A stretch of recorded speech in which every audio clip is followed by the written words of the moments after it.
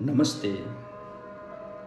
मेरो घडीले रातिको करिब 10 बजाउनै लागेको थियो जब म ट्राफिक चोकबाट मेरा पाइलाहरूलाई हस्पिटल लाइनतर्फ मोड्दै थिएँ। केही अगाडि आइसकेपछि मेरा आँखाहरू रातो चन्द्र सूर्यकी झन्डामा पर्न गए र एकैछिन रोकिन मन लाग्यो र मोबाइलको क्यामेरामा यी दृश्यहरूलाई कैद गर्न मन लाग्यो। राष्ट्रिय झन्डा यसरी फरफराइरहेको थियो मानौ शहीदहरूले नै यसलाई अल्लाइरहनु भएको छ।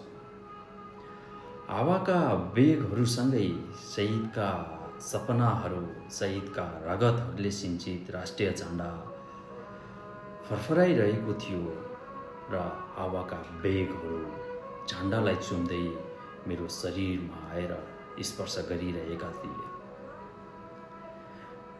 र यति बेला मनमा अनेकौं प्रश्नहरू खडा भए।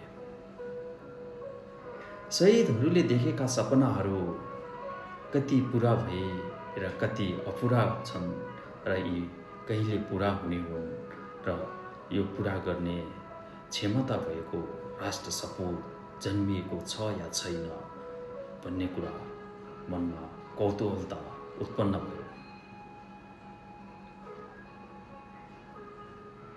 झन्डालाई चुम्दै चिसा हावाका वेगहरूसँगै माटोका कणहरू पनि उडिरहेका थिए र माटोका कणहरू हावासँगै मेरो आँखामा आएर स्पर्श गरिरहेका थिए। लाग्थ्यो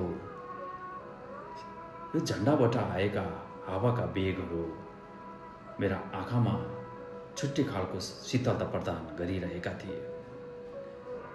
माटोका कणहरूले आँखा बिजाएको थिएन, आँखाबाट आँसु झरेको थिएन, थियो त केवल मनमा हर्ष जागेको थियो र नेपाल